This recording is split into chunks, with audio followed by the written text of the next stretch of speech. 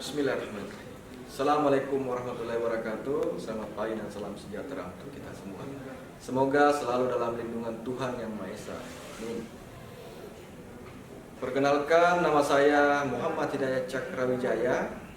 Saya selaku dosen di program studi pendidikan jasmani Fakultas Keguruan dan Ilmu Pendidikan di Universitas Megaraski Makassar. Saya mengampu mata kuliah pencaksilat sesuai dengan bidang kalian saya. Dan saya juga sering mengikuti berbagai kegiatan di pencaksilat, mau itu organisasi olahraga ataupun pelatihan-pelatihan lainnya. Saya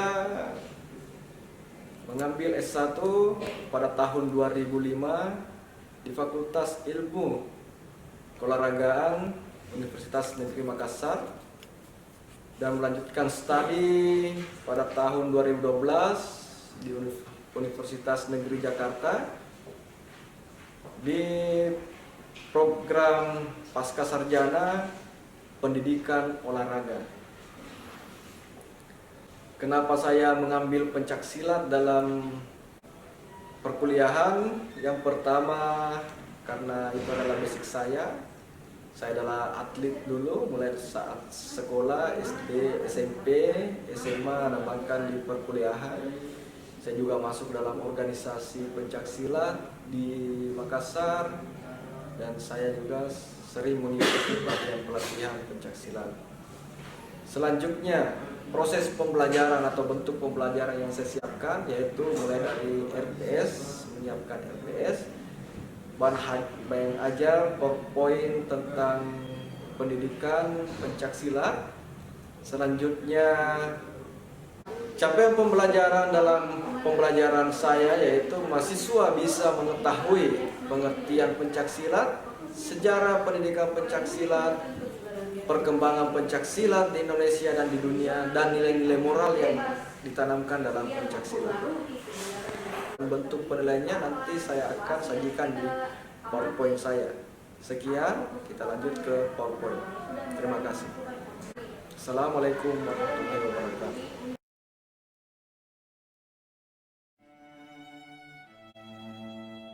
Kita masuk di PowerPoint. Capaian pembelajaran. Yang pertama yaitu mahasiswa mampu menjelaskan sejarah dan pengertian pencaksilat. Yang kedua, mahasiswa mampu melakukan gerak teknik dasar pencaksilat.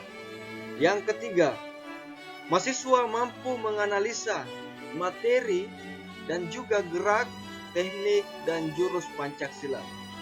Yang keempat, mahasiswa mampu mendemonstrasikan keterampilan gerak, teknik, dan juga jurus pencaksilat.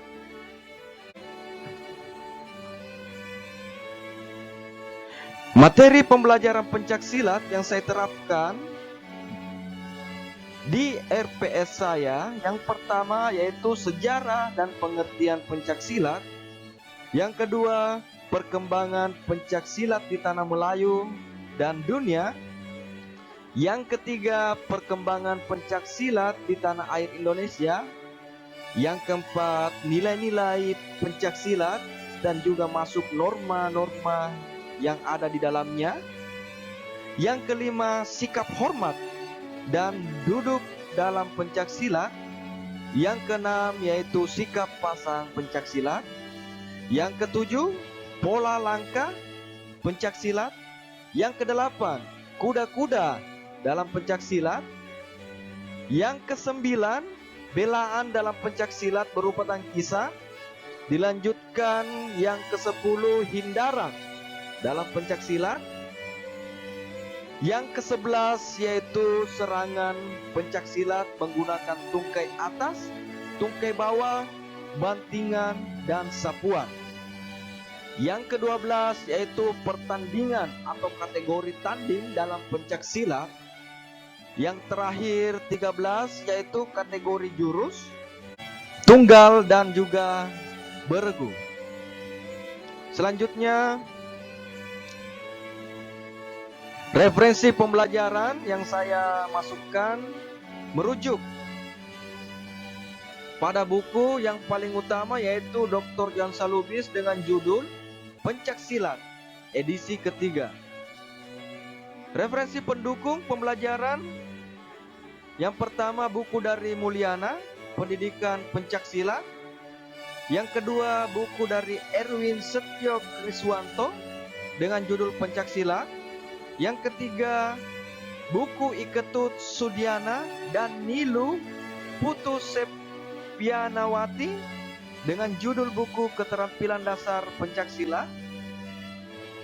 Selanjutnya yang keempat Muhammad Radian dengan judul buku Teknik Dasar Pencaksilat. Dan yang terakhir yang kelima Fitri Haryani Nasution dan Febri Dani Santosa Pasaribu dengan judul buku Pintar Pencaksilat. Jadi ini yang menjadi referensi pembelajaran saya. Selanjutnya metode dan media pembelajaran yang saya terapkan. Yang kedua, diskusi di mana setiap materi yang telah saya berikan atau yang telah didapatkan oleh mahasiswa kita kumpul dan kita bahas bersama.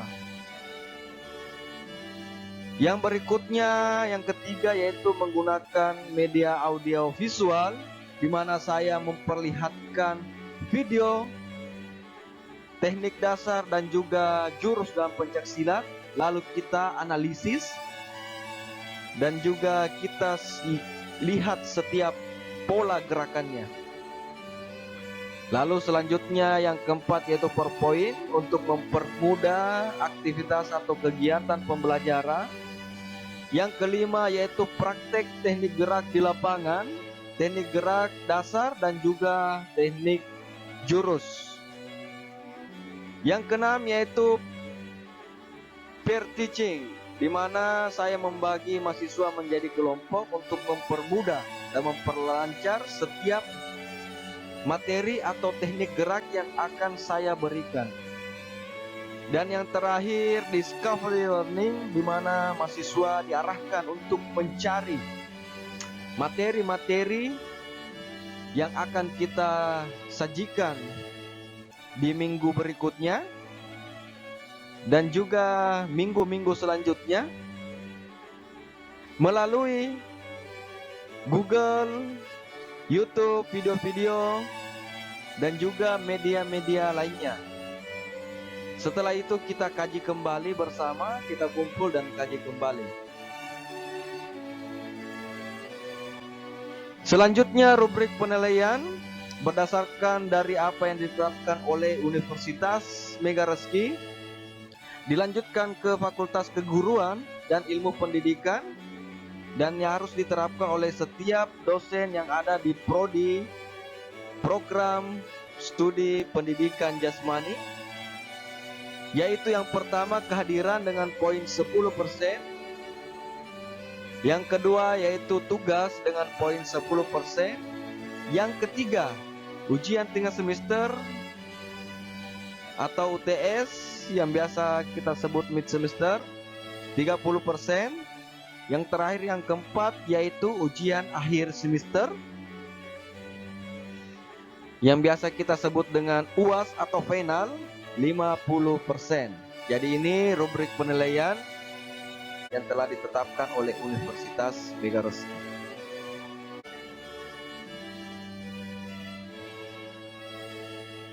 Kita lanjutkan ke video pembelajaran selanjutnya. Jadi video pembelajaran yang saya sajikan di sini ada dua. Yang pertama yaitu video pembelajaran di dalam kelas dan dilanjutkan dengan video pembelajaran praktek atau di luar kelas. Terima kasih.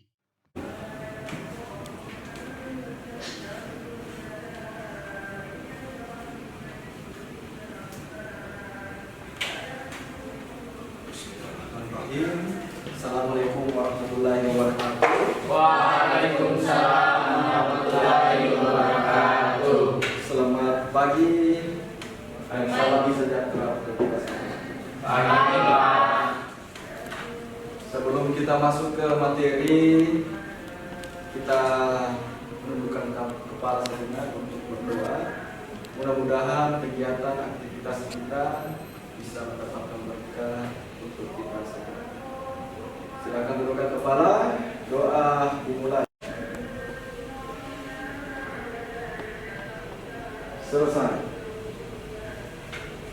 Jadi baik, sebelum kita lanjut ke materi, saya absensi dulu ya. Oke, Papa, Wahdaniar, Hadir Pak. Nova, Hadir Pak. Dian Rahmawati, Hadir Pak. Muhammad Ilham Asrialdi. Nggak ada Pak. Kenapa ini? Izin Pak. Izin ya. Oke, baik. Vita Lianus Jofridun. Ada Pak. Pak. Rahmat Sugioto. Sugito. Hadir Pak. Baik. Ini baik, kita lanjut saja ke materinya. Sikap pasang dalam pencaksilat. Ada 12 sikap pasang dalam pencaksilat yang terbagi dua, yaitu sikap pasang buka dan tutup. Sikap pasang buka adalah proses di mana kita membuka diri, ingin menerima serangan apapun yang datang. Oke? Atau kadang proses di mana kita berusaha untuk menghindar. Pada saat pertandingan biasanya pada saat kita membuka bunga-bunga, pada saat kita kelilingi musuh untuk menambah mental kita pada saat bertarung. Yang kedua adalah sikap tutup pencaksilat. Sikap tutup ini yaitu sikap di mana kita proses diri menutup diri, atau sikap pada saat kita mulai saat ingin fight untuk bertarung pada saat pertandingan atau sparring. Sikap pasang 12, 1 sampai 12. Sebentar Bapak perlihatkan videonya. Jadi hari ini Bapak menggunakan metode audio visual, memperlihatkan gerakan-gerakannya. Kalian akan melihat mulai dari unsur tangan, kepala, badan, kaki, bagaimana tumpai, bagaimana sudutnya, bisa kalian nanti lihat. Dan kalian bisa mempraktikannya minggu depan. Oke? Oke, ini penjelasan tentang sikap pasang ya. Yang bisa lihat di sini ada pasang tertutup dan terbuka. Sikap pasang terbuka. Oke, terbuka ya. Tentunya perhatikan proses badannya, kakinya dan tangannya ya. Untuk kuda-kuda sendiri dia menggunakan kuda-kuda bobot sedang.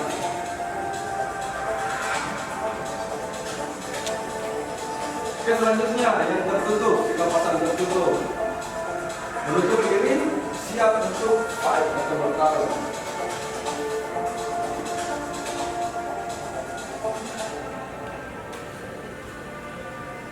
Lanjut, berikutnya sini jelaskan ada 12 sikap pasang. Kita mulai di sikap pasang pertama.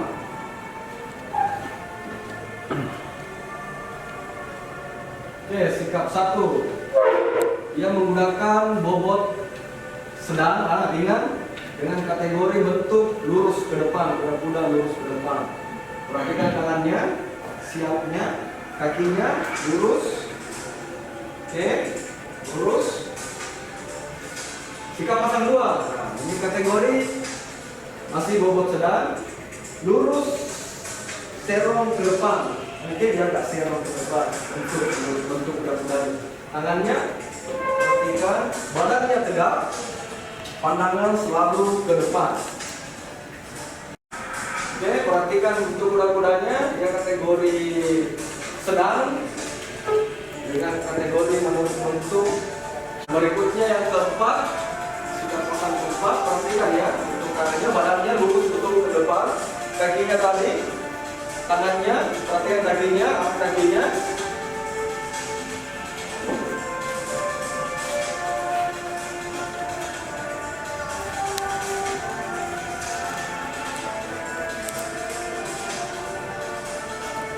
Pasang 5 hampir mirip dengan pasang 4, cuma perbedaannya postur tangan dan kakinya ada terjadi perubahan. Oke, perhatikan postur badannya, pandangannya.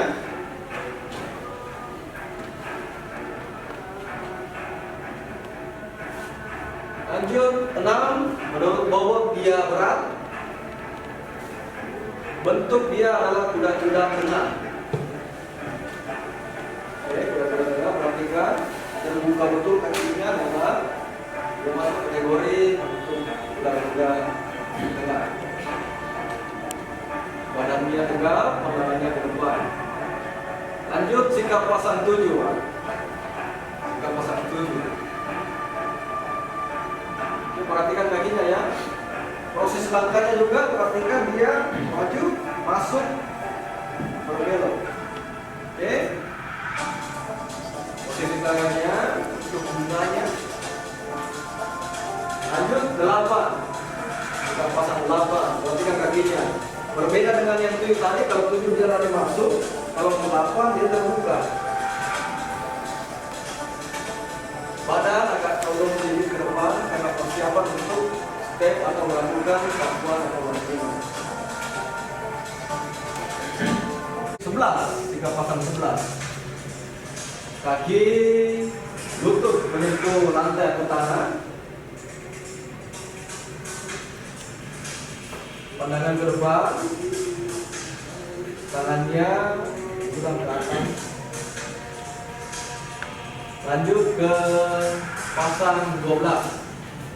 Oke, serasa duduk bersila atau bersimpu.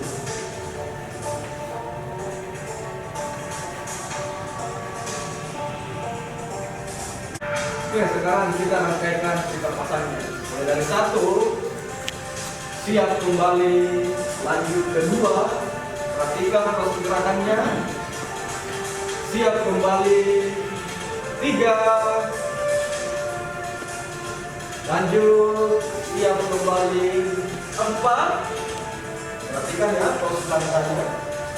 Ada maju, ada serong sekali, ada yang terbuka. Oke, 5, lanjut. 6, dan yang terakhir sikap pasang 12.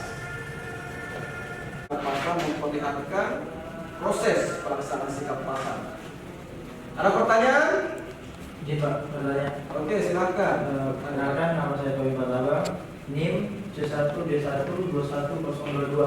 Izin bertanya Pak. Ya, silakan. Apakah sikap pasang itu sering digunakan dalam pertandingan Pak? Oke, sekali pertanyaannya. Oke, sebelum Bapak jawab, mungkin ada temannya yang bisa jawab. Silakan. Ini Pak. Oke, ada niat. Silakan. Perkenalkan Pak, nama saya Wahdaniar, NIM C1B1210001. Ya, silakan. Menurut saya Pak, ya karena itu salah satu bentuk yang harus dilakukan pada saat bertanding atau sparring Pak. Oke, bagus sekali jawabannya. Jadi begini Tommy ya, Mas Daniel juga sudah benar jawabannya, cuma masih mau disempurnakan. Jadi sikap pasang itu dalam pertandingan sering digunakan karena memang sikap pasang terbuka dan tertutup ini adalah proses dalam pertandingan. Sikap awal atau sikap dasar dalam pencak silat sebelum melaksanakan teknik-tekniknya itu dimulai dari sikap pasang ini. Jadi sebelum kita melakukan satu kegiatan dalam pencak silat, tekniknya, teknik serangan, pukulan, kaki dan lain-lainnya itu dimulai dengan sikap pasang apalagi jurus. Dan pada saat kita bertanding, otomatis kita akan menggunakan sikap pasang ini. Bukan untuk pada saat seperti Bapak tadi jelaskan, pada saat memulai melakukan sparring pertandingan, dia membuka dulu. Lalu pada saat ingin fight, maka biasanya jurinya maju ke depan, memang fight.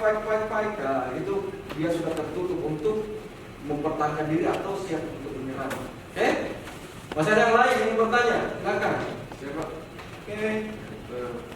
Perkenalkan, nama saya Rahmat Sugito, C1D1210028. Ya, baik. Izin bertanya Pak, apakah kuda-kuda berpengaruh terhadap sikap pasang Pak? Temannya ada yang jawab? Oke, Bapak langsung jawab saja ya. Jadi kuda-kuda itu fungsinya salah satu yang paling dasar dalam pencak silat. Semuanya berlandaskan dari kuda-kuda. Kita lihat fondasi ya. Fondasi kuda-kuda ini adalah fondasi dalam pencak silat. Jadi tanpa kuda-kuda, aktivitas pencak silat atau teknik lainnya, terutama sikap pasang, tidak akan bisa dilaksanakan dengan mudah karena kuda-kuda ini yang membentuk sikap pasang tersebut. Oke, jadi seperti itu dulu ya karena waktu sudah cukup. Untuk materi selanjutnya kita masuk ke teknik belaan. Salah satunya yaitu tangkisan. Jadi minggu depan kita masuk ke teknik tangkisan.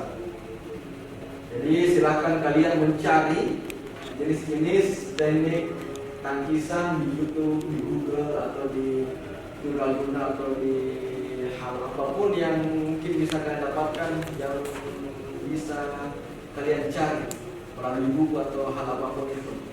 Cari, terus nanti minggu depan kita akan melaksanakan dan mengumpulkan apa yang telah kalian cari. Kita praktekkan secara langsung. Oke? Hari ini cukup sekian. Sebelum kita akhiri, kita kembali berdoa. Mudah-mudahan apa yang telah kita dapatkan dalam pembelajaran tadi bisa menjadi berkah bagi kita. Silakan berdoa. Doa selesai. Terima kasih anak-anakku sekalian. Minggu depan jangan lupa tetap menggunakan baju pencak silat untuk aktivitas materi teknik tangkisan atau dalam kategori teknik belaan pencak silat. Terima kasih. Assalamualaikum warahmatullahi wabarakatuh. Waalaikumsalam warahmatullahi wabarakatuh. Assalamualaikum warahmatullahi wabarakatuh. Waalaikumsalam warahmatullahi wabarakatuh. Selamat pagi dan salam sejahtera untuk kita semua. Semoga kita tetap dalam lindungan Tuhan Yang Maha Esa. Jadi hari ini materi kita adalah sikap pasang. Ada 12 sikap pasang. Namun sebelum kita masuk materi, lebih bagusnya kita menundukkan kepala, berdoa sesuai keyakinan masing-masing. Mudah-mudahan aktivitas kegiatan kita, perkuliahan kita hari ini bisa berjalan dengan baik. Silakan menundukkan kepala, doa dimulai. Baik. Di hari ini ada 12 sikap pasang. Sikap pasang 1, 2, 3, sampai 12. Oke.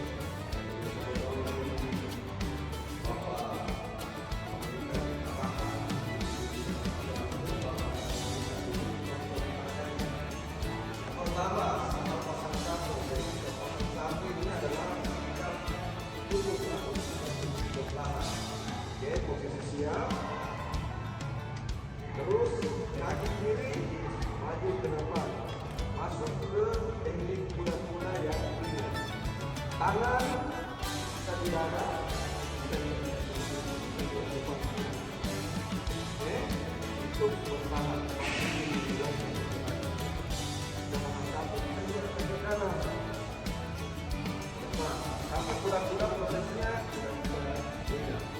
Oke, terus yang berikutnya sikap pasang 2. Sikap pasang 2 mirip dengan sikap pasang 1, cuma dia agak serong. Posisinya agak serong, kuda-kudanya. Posisi tangan masih sama.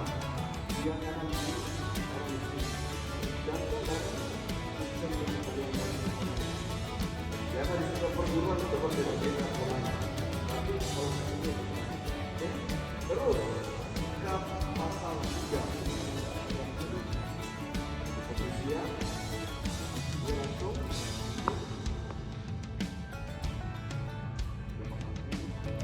kita maju,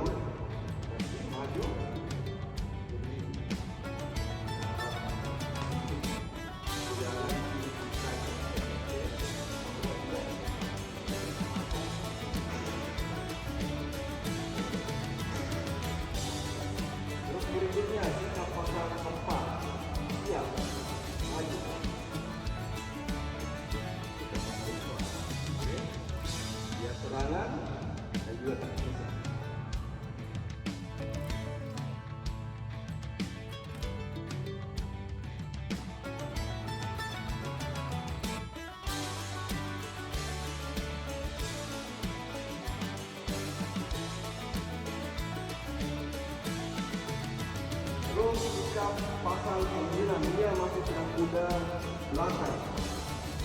Siapa untuk serangan tendangan sekarang juga berkuat. Tapi posisinya kaki belakang bertumpu, kaki yang depan seraya melayang. Ini sikap pasang 9. Sikap pasang 10. Siap, maju. Kaki di atas sekarang juga nyamping. Dan bapak suka yang besar. Oke, kita pasang 10. 11. Lanjutan dari 10. Langsung turun. Lutut sampai ya. Pastikan lututnya ya. Kaki tahan. Bunga tetap. Bola harus tetap ya. Terus yang terakhir, lanjutan lagi sama dengan tadi. Turun, posisi kaki di belakang, lihat posisi kaki di belakang, turun, maju. Oke, bunga.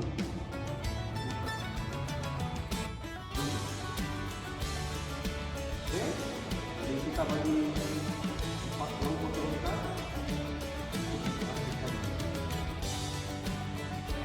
Ya, sikap pasang 1. Kita maju ke pasang 10. Kita maju ke pasang 10. Atau kelompok yang baru, kelompok 1 di sini, kelompok 2 di sana, kelompok 3 di sini. Kita masuk, laksanakan setiap kita pasang terus di hari kemudian kita akan menilai bagaimana perlakuan sikap pasang 12 yang telah kalian lakukan. Oke? Ya, sikap pasang 11. Terakhir. Baik. Hari ini kita telah melaksanakan sikap pasang dalam pencaksilat. Ada 12 sikap pasang. Nanti tugasnya untuk di rumah silahkan mengulang supaya kalian lebih menguasainya lagi. Terus yang berikutnya adalah bagaimana sikap pasang ini diaplikasikan setiap teknik dan jurus pada pencaksilat. Sebelum kita akhiri perkuliahan kita, apakah ada pertanyaan dari anak-anak sekalian? Baik, jadi mungkin ada pertanyaan dari anak-anakku. Silakan bertanya atau mau bertanya. Pak. Silakan maju. Bisa menyebutkan nama dan dunia. Ya, Pak. Terima kasih atas kesempatan yang diberikan kepada saya. Saya Abar Almo dengan NIM C1B121 062. Baik. Ingin mengajukan pertanyaan, Pak, Oke, silakan. mengenai pencaksilat. Apa itu sikap pasang terbuka dan sikap pasang tertutup? Oke, silakan. Mungkin ada teman-teman yang bisa jawab. Jawab. Ikram. Oke, silakan Ikram. Nah, baiklah. Perkenalkan diri dulu, Ikram. Baiklah, terima kasih kepada Nina. Nama saya Muhammad Ikram. Dengan NIM C1B1211037 akan menjawab pertanyaan dari teman kita Abar Alma, yaitu mengenai sikap pasang terbuka dan tertutup. Sikap pasang terbuka itu ketika kita baru ingin bersiap-siap untuk membuka atau mau menyerang. Nah, kalau sikap pasang tertutup itu kita ingin melakukan sebuah pukulan atau sebuah fight dalam pertandingan. Oke, baik. Jadi dari Ikram sudah betul dari Ikram, cuma Pak mau tambahkan. Jadi terbuka itu masih proses bunga dalam sparring, dalam pertandingan pencaksilat itu buka itu masih proses untuk melakukan setiap bunga, pertunjukan, atau fight.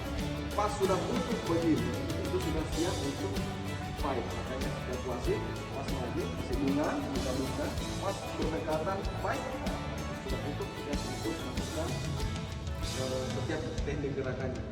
Oke, masih ada satu pertanyaan mungkin?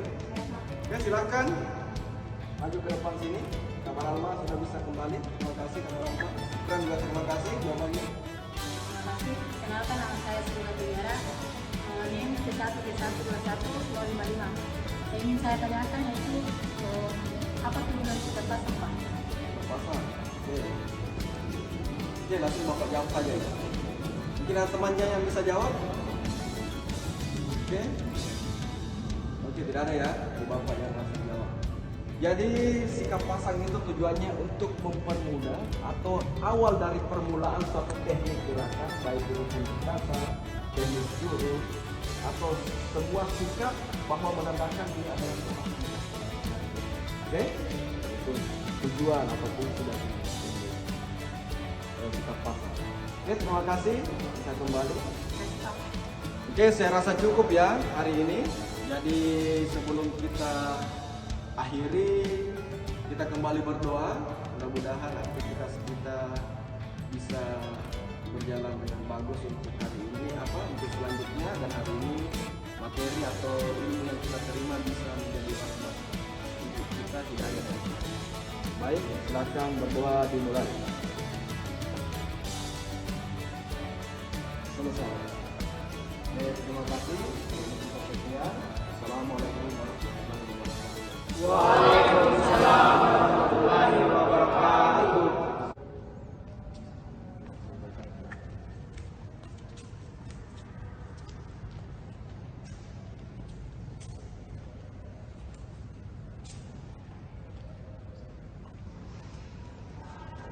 Oke, aman nih?